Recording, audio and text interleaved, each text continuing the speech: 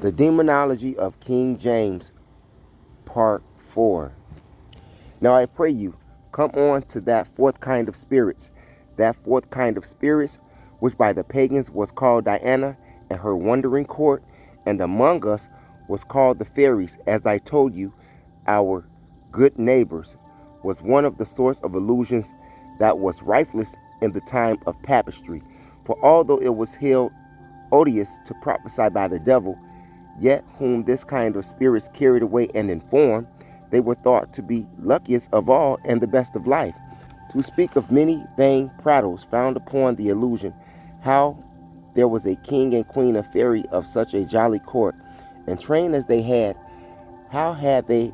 a tithe and duty, as it were, of all goods, how they naturally rode and went, ate and drank, and did all other actions like natural men and women. I think it more like vigils campi illici than anything that ought to be believed by Christians, except in general, that as I spoke various times before, the devil deludes the senses of many simple creatures, in making them believe that they saw and heard such things as were nothing so indeed. But how can it be then that many witches have gone to dealt with the confession that they have been transported with the fairies to such a hill, which opening they went in, and there they saw a fairy queen, who being now lighter, gave them a stone that had various virtues, which at different times has been produced in judgment. I say that even as I said before of that imagery ravishing of the spirit forth of the body, for may not the devil present to the fantasies, their senses being dull, as it were asleep, such hills and houses with them, such glistening courts and trains, and whatsoever such like wherewith he pleases to delude them, and in the meantime, their bodies being senseless, to convey into their hands any stone or such like thing, which he makes them to imagine to have received in such a place. But what say to you to foretelling the death of various persons whom they allege to have seen in these places? That is a sooth dream, as they say, since they see it in walking. I think that either they have not been sharply enough examined that gave so blunt of a reason for their prophecy, or otherwise, I think it likewise as possible that the devil may prophesy to them when he deceives their imaginations in that sort, as well as when he plainly speaks unto them at other times, for the prophesying is but of a vision, as it were, wherein he commonly counterfeits gods among the pagans, as I told you before. I will know now whether these kind of spirits may only appear to witches, or if they may also appear to any other. They may do both, to the innocent sort, either to affright them, or to seem to be of a better sort or folk than unclean spirits are, and to the witches to be a color of safety for them, that ignorant magistrates may not punish them for it, as I have even now told you, but as the one sort, for being perforce troubled with them, ought to be pitied, so ought the other sort, who may not be discerned by taking upon them to prophesy by them, that sort, I say, ought as severely to be punished as any other witches, and rather the more, in that they go dissembly to work. And what makes the spirit have so different names from others? Even as knavery of that same devil, who as he deludes the necromancers with innumerable fine names for him and his angels, as in particular making Satan, Beelzebub, and Lucifer to be three different spirits, where we find the two former but different names given to the prince of all of the rebelling angels by the scripture, as by Christ the prince of all of the devils is called Beelzebub, in that place which I alleged against the power of any heretics to cast out devils. By John in Revelation, the old temper is called Satan, the prince of all the evil angels. As last to wit, Lucifer is but by allegory taken from the day star, so named in diverse places of the scriptures because of his excellence, I mean the prince of them, in his creation before his fall. Even so I say he deceives the witches by attributing to himself diverse names, as if every different shape that he transforms himself into were a different kind of spirit. But I have many more strange tales of these fairies than you have told me. but I have heard many more strange tales of these fairies than you have yet told me. As well as I do in that, as I did in the rest of my discourse, for because the ground of this conference of ours proceeded of your inquiring at me at our meeting, if there was such a thing as witches or spirits, and if they had any power, I therefore have framed my whole discourse only to prove that such things are and may be by such number of examples as I show to be the possible by reason, and keep myself from dipping any further in playing the part of the dictionary to tell whatever I have read or heard in that purpose, which both would exceed faith, and rather would seem to teach such unlawful arts, not to disallow or to condemn them, as it is the duty of all Christians to do. Then, to make an end of our conference, since I see it draws late, what form of punishment think you merit these magicians and witches? For I see that you account them to be all alike guilty. They ought to be put to death according to the law of God, the civil and imperial law, and municipal law of all Christian nations. But what kind of death, I pray you? It is commonly used by fire, but that is an indifferent thing to be used in every country according to the law or custom thereof. But ought no sex, age, nor rank be exempted? All, being so used by the lawful magistrate, for it is the highest point of idolatry wherein no exception is admitted by the law of God. Then children may not be spared. Yea, not a hair less of my conclusions, for they are not that capable of reason as to practice such things. And for any being in company and not revealing thereof, their less and ignorant age will no doubt excuse them. I see you condemn them all that are of the counsel of such crafts.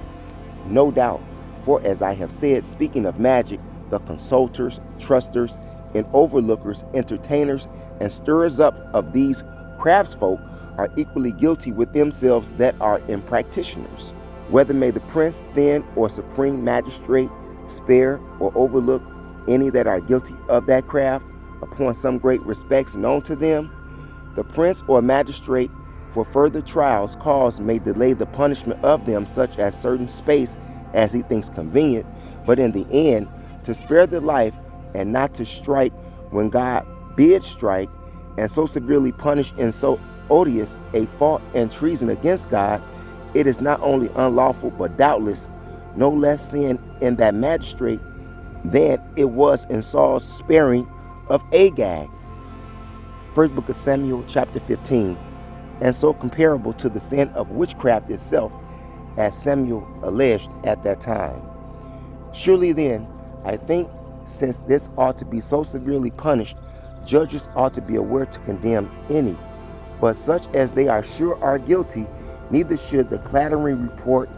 of an accused old woman serve in so weighty a case. Judges ought indeed to be aware whom they condemn, for it is as a great crime, as Solomon says, to condemn the innocent, as to let the guilty escape free, Proverbs 17. Neither ought the report of any one infamous person be admitted for a sufficient proof which can stand of no law. And what may a number then of guilty persons' confessions work against one that is accused? The assize must serve for interpreter of our law in that respect. But in my opinion, since in a matter of treason against the prince, children or wives or never so defamed persons may of our law serve for sufficient witness and proofs, I think surely that by a far greater reasons such witnesses may be sufficient in matters of high treason against God. For who but witches can be proofs, and so witnesses of the doing of witches? Indeed, I trust they would be loath to persecute any honest man upon their counsel. But what if they accuse folk to have been present at their imaginary convention in the spirit, when their bodies lies senseless, as you have said? I think they are not a liar. I think they are not a hair the less guilty, for the devil dared never have borrowed their shade or likeness to that term, if their consent had not been added, and the consent in these terms is death under the law. Then Samuel was a witch, for the devil reassembled his shape and played his person in giving response to Saul. Samuel was dead as well before that, and so none could slander him with meddling in that unlawful art. For what cause? Why, as I take it, that God would not permit Satan to use the shapes or similitudes of any innocent persons at such unlawful times? Is it that God would not permit that any innocent person shall be slandered with a vile defection? For then the devil will find ways anew to calumniate the best. And this we have proof by them that are carried with the fairies, who never see the shades of any in that court, but of them that are thereafter are tried for having been brethren and sisters for that craft. And this was likewise proved by the confessions of a young lass, troubled with spirits, laid on her by witchcraft, that although she saw the shapes of diverse men and women troubling her,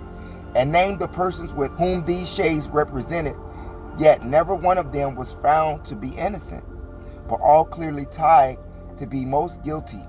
and the most part of them confessed the same. And besides that, I think it has been seldom heard to tell you of that any whose person guilty of that crime accused as having known them to be their companions by eyesight, and not by hearsay, but such as were so accused of witchcraft could not be clearly tried upon them, were at the least publicly known to be of a very evil life and reputation. So jealous is God, I say, of the fame of them that are innocent in such causes. And besides that, there are two other good helps that may be used for their trial. The one is the finding of their mark, and the trying of their insensibleness thereof. The other is their floating on the water. For as in a secret murder, if the dead carcass be at any time thereafter handled by the murderer, it will be gushed out of blood, as if the blood were crying to the heaven for revenge of the murderer, God having appointed that secret supernatural sign for a trial of that secret unnatural crime. So it appears that God has appointed for a supernatural sign of the most monstrous impiety of witches, that the water shall refuse to receive them in their bosom, and that have shaken off them the sacred water of baptism, and willfully refuse the benefit thereof. No,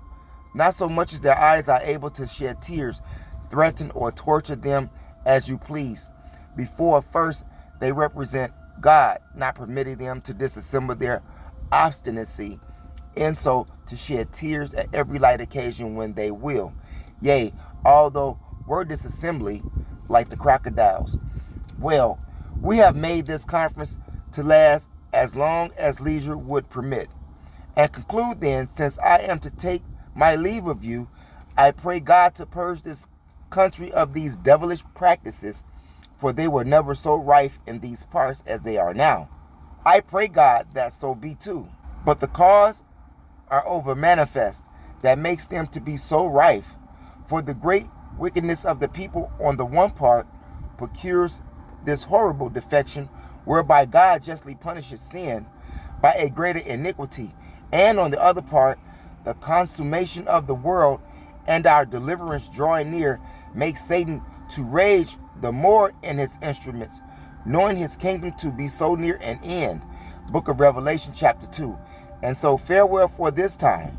The manifold untruth which are spread abroad concerning the detestable actions and apprehensions of those witches whereof this history following truly treats, has caused me to publish the same in print, and the rather for that a number of written copies are lately dispersed thereof, containing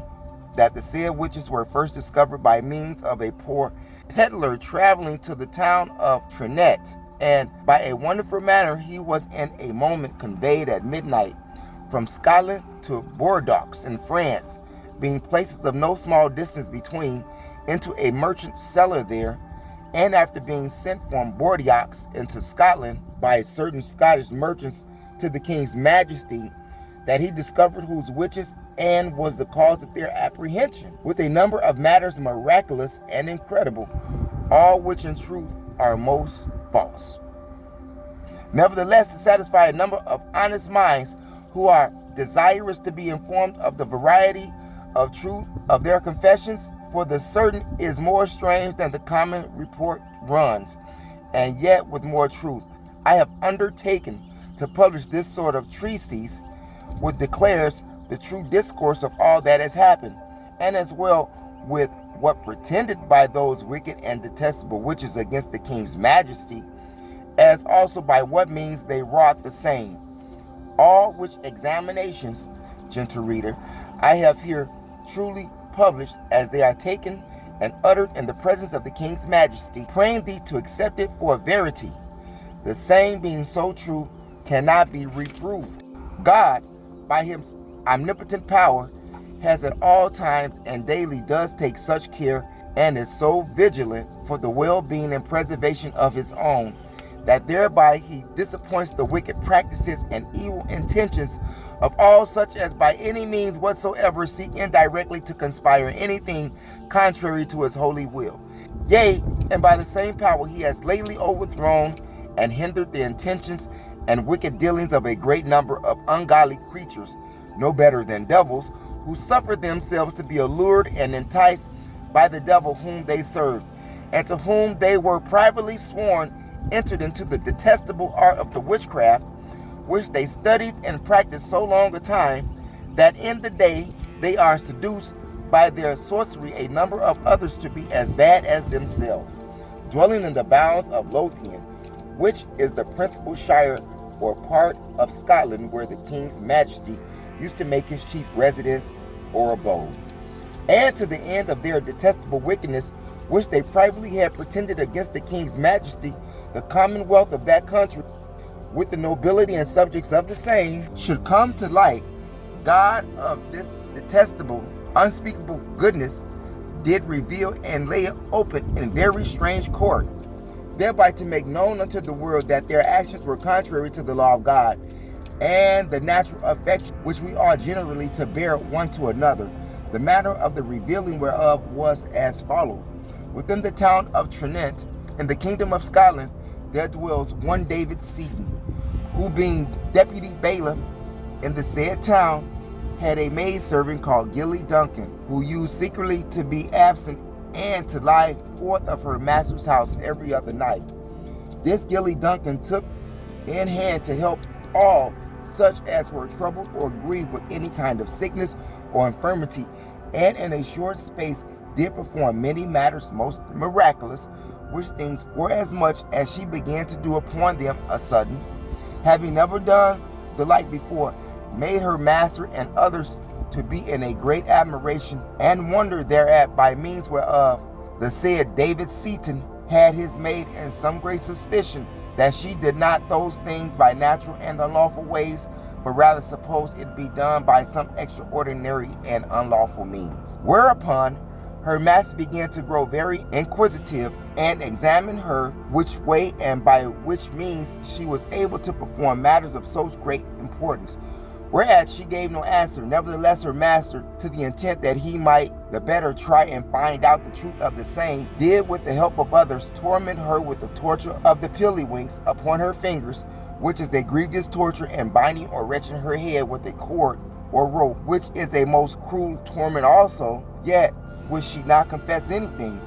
Whereupon they, suspecting that she had been marked by the devil, as commonly witches are, made diligent search about her, and found the enemy's mark to be in her forecrag or forepart of her throat, which being found, she confessed that all her doings were done by the wicked allurements and enticement of the devil, and that she did them by witchcraft. After her confession, she was committed to prison, where she continued for a reason, where immediately she accused these persons following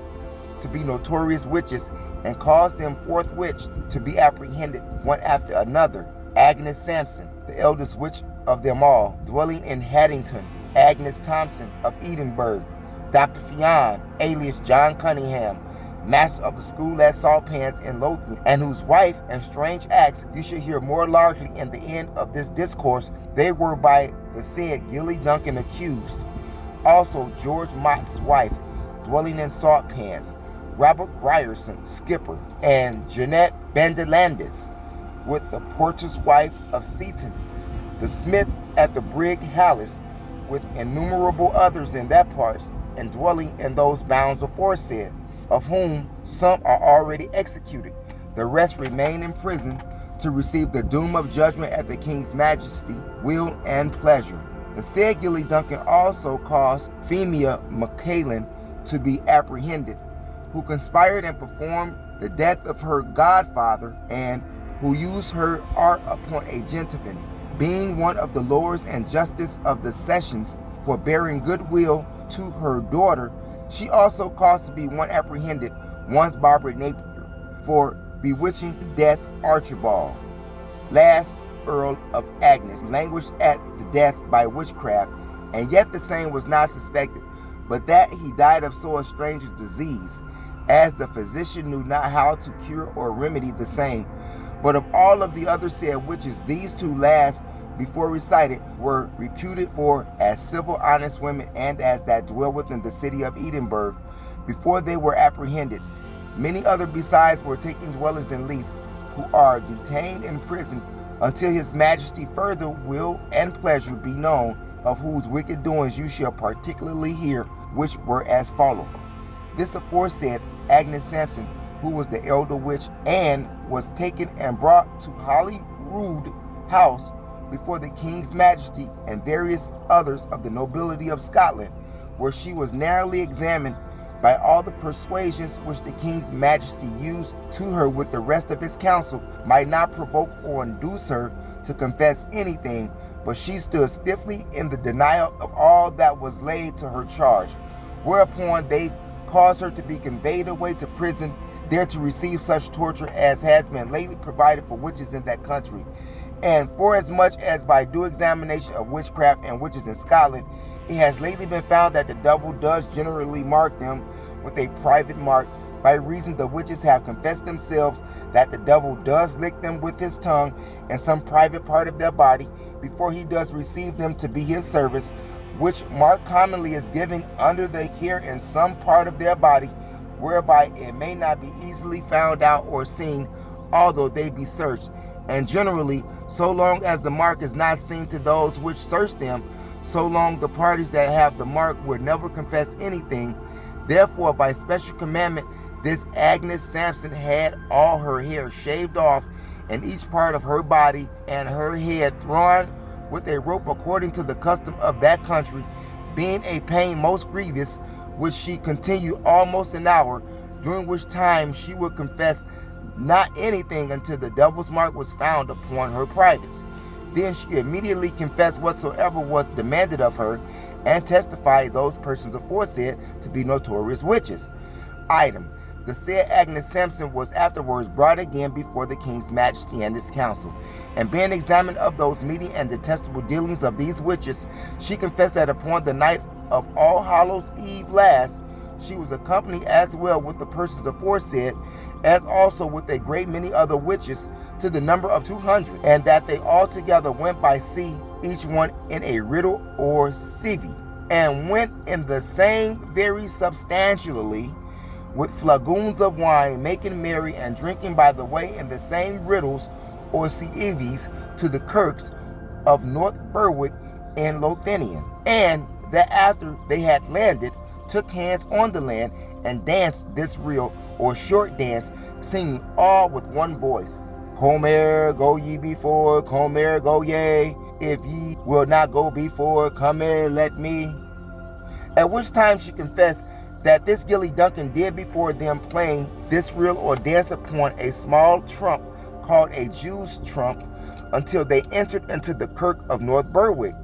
These confessions made the king in a wonderful admiration, and he sent for the Gilly Duncan, who upon the like trump did play the said dance before the king's majesty, who in respect of their strangers of these matters took great delight to be present at their examinations. Item: the said Agnes Samson confessed that the devil being then at North Berwick Kirk, attending their coming in the habit or likeness of a man, and seeing that they tarried over long, he at their coming enjoined them all to a penance, which was that they should kiss his buttocks in sign of duty to him, which being over the pulpit bar, everyone did as he enjoined them, and having made his ungodly exhortations, wherein he did greatly invade against the king of Scotland, he received their oaths for good, for their good and true service towards him, and departed. With all which done, they returned to the sea, and so home again. At which time the witches demanded of the devil why he did bear such hatred to the king, who answered, by reason the king is the greatest enemy he hath in the world, all which their confessions and depositions are still extant upon record. Item: the said Agnes Samson confessed before the king's majesty various things which were so miraculous and strange, as that his majesty said they were all extreme liars, whereas she answered, she would not wish his majesty to suppose her words to be false, but rather to believe them, and that she would discover such matter unto him as his majesty should not away doubt of. And thereupon, taking his majesty a little aside, she declared unto him in the very words which passed between the king's majesty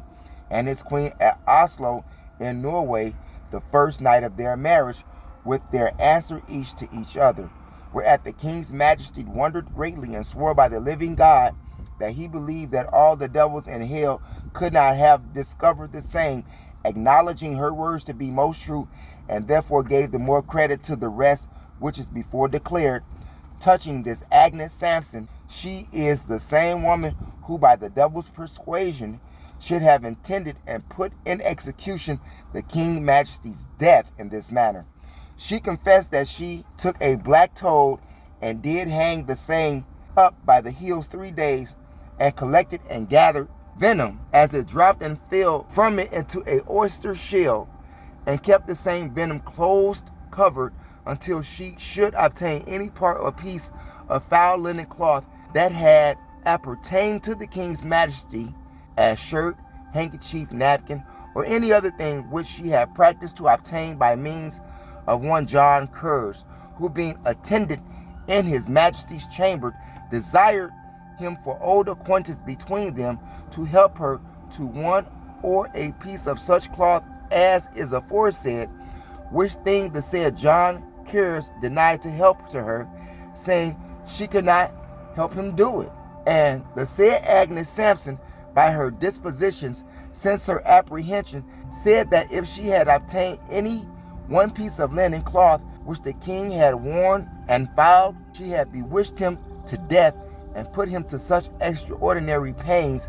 as if he had been lying upon sharp thorns and ends of needles. Moreover, she confessed that at the time when his majesty was in Denmark, she being accompanied with the parties before specially named, took a cat and christened it, and afterward bound to each part of that cat the chiefest parts of a dead man and several joints of his body, and that in the night following the said cat was conveyed into the midst of the sea by all of these witches sailing in their riddles or cieves, as is aforesaid, and so left the said cat right before the town of Leith in Scotland.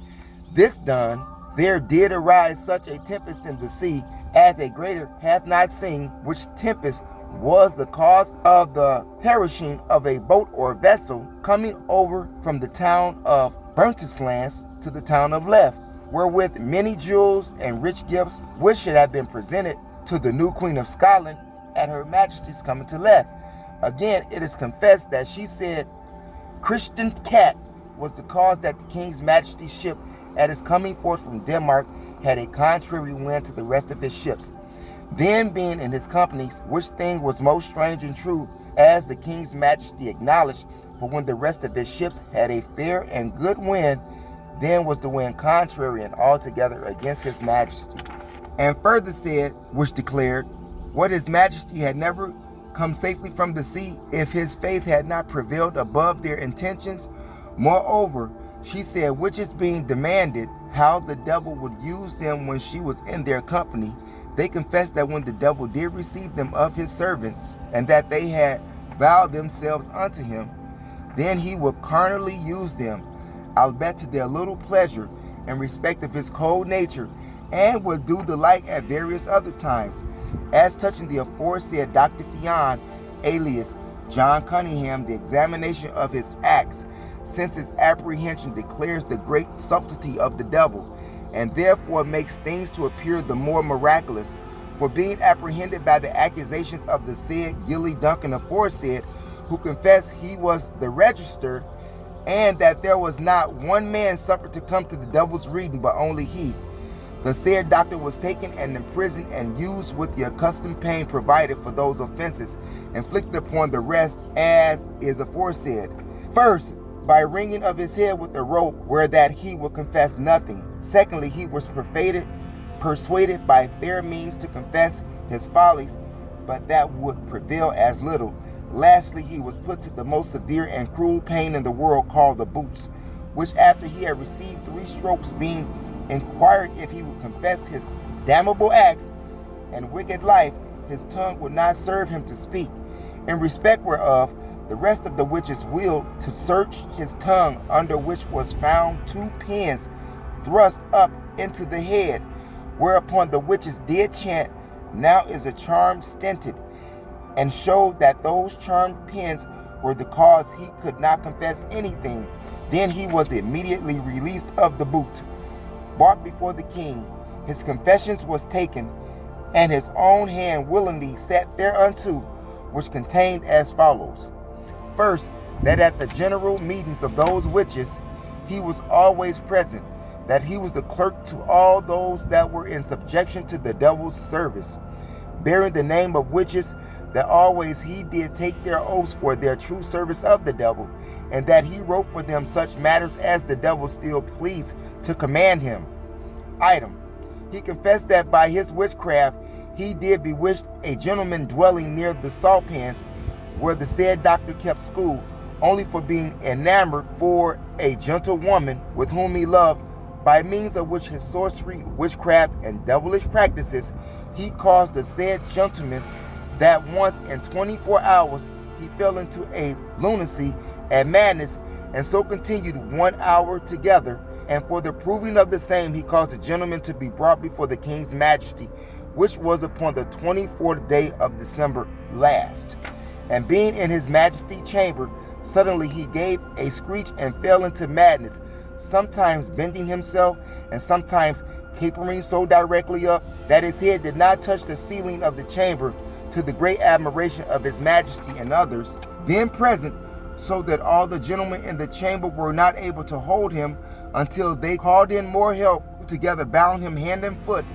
and suffering the said gentleman to lie still until his fury was past, he within an hour came again to himself, when being demanded of the king's majesty what he saw or did all that while, answered that he had been in a sound sleep. Item, the said doctor did confess that he had used means at various times to obtain his purpose and wicked intent of the same gentlewoman, and seeing himself disappointed of his intention, he determined by all ways he might obtain the same, trusting by conjuring, witchcraft, and sorcery to obtain it in this manner. It happened this gentlewoman, being unmarried, had a brother who went to school with the said doctor, who calling his scholar to him, demanding if he did lie with his sister, who answered he did, by means whereof he thought to obtain his purpose, and therefore secretly promised to teach him without stripes, so he would obtain for him 3 hairs of his sister privates, at such times as he would spy best occasion for it, which the youth promised faithfully to perform, and vowed speedily to put into practice, taking a piece of conjured paper by his master to wrap them in when he had gotten them, and thereupon the boy practiced nightly to obtain his master's purpose, especially when his sister was asleep. But God, who knoweth the secrets of all hearts, and revealed all wicked and ungodly practices, would not suffer the intents of this devilish doctor to come to that purpose which he was supposed it would, and therefore to declare that he was heavenly offended with his wicked intent, did so work by the gentleman's own means, that in the end the same was discovered and brought to light. For she being one night sleep,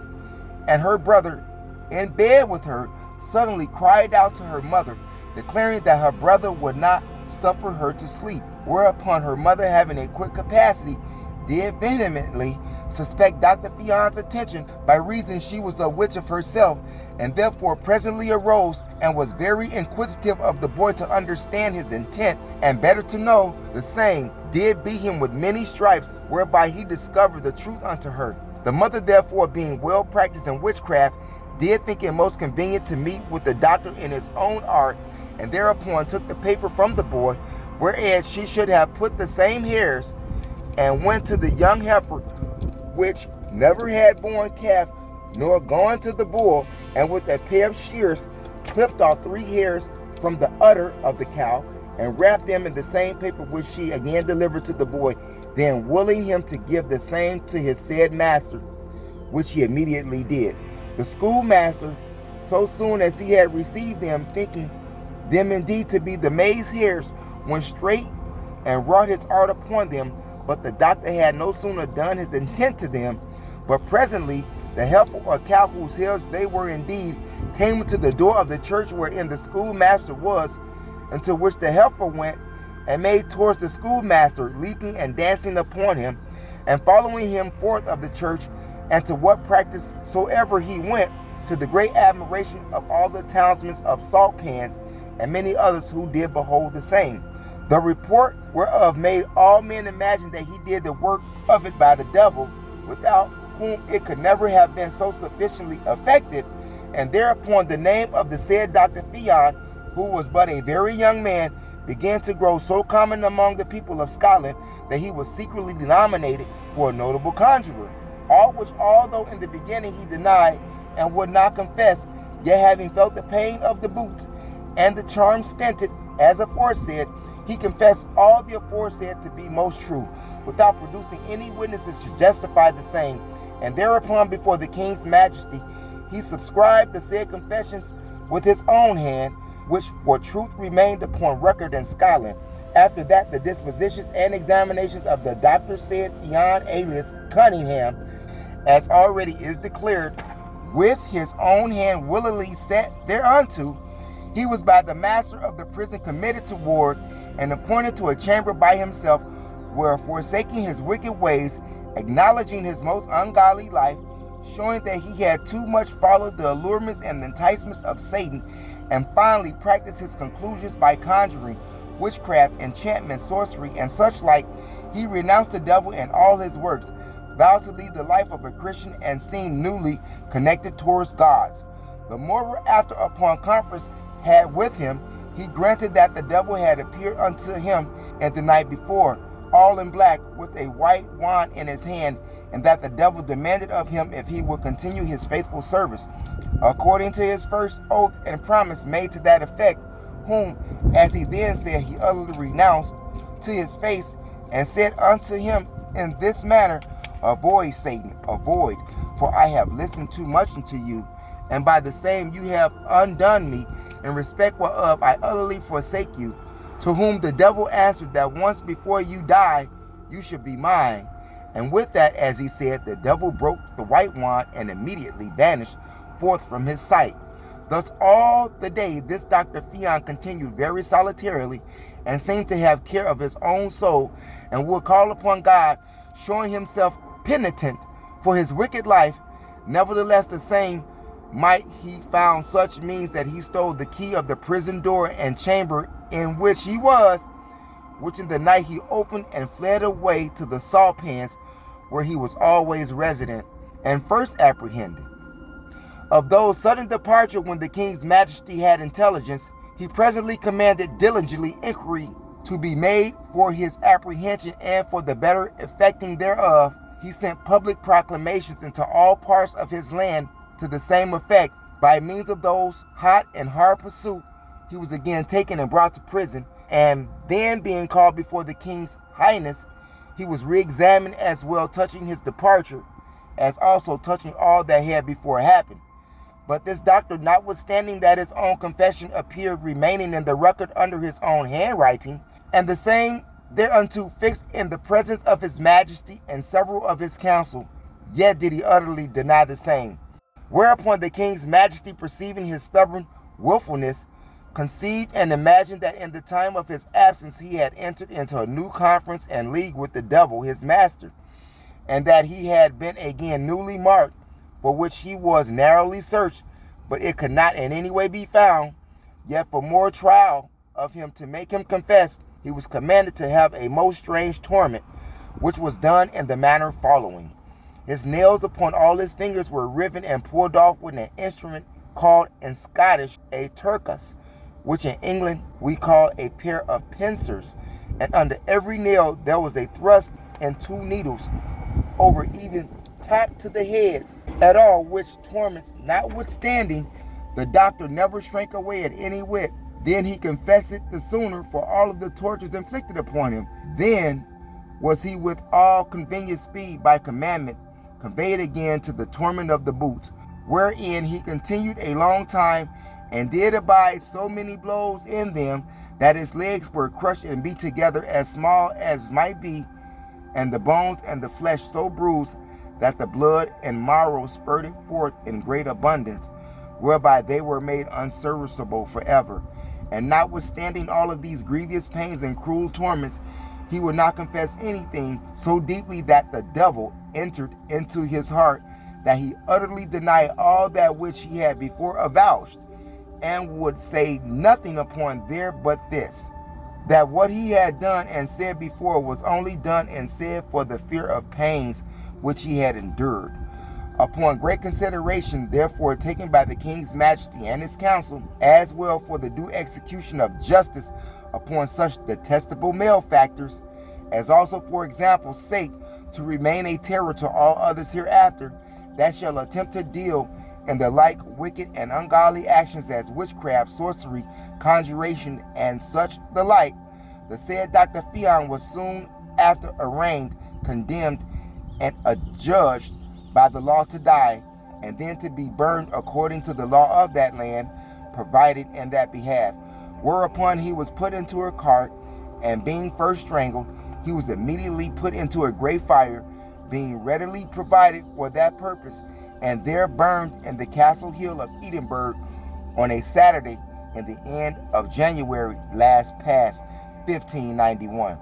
The rest of the witches which are not yet executed remain in prison till further trial and acknowledged of his majesty's pleasure. This strange discourse before recited may perhaps give some occasion of doubt to such as shall happen to read the same, and thereby conjecture that the king majesty would not hazard himself in the presence of such notorious witches, lest thereby might have ensured great danger to his person and the general state of the land, which thing in truth might well have been feared. But to answer generally to such, let this suffice, that first it is well known that the king is the child and servant of God,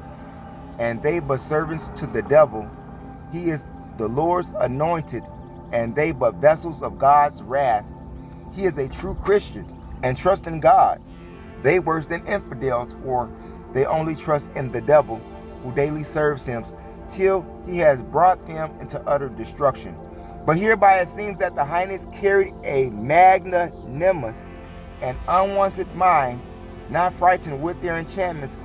but resolute in this, that as long as God is with him, he fears not who is against him. And truly the whole scope of this treaty does not so plainly lay open the wonderful providence of the Almighty, that if he had not been defended by his omnipotence and power, his Highness had never returned alive in his voyage from Denmark, so that there is no doubt but God would as well defend him in the land as on the sea, where they pretended their damnable practice.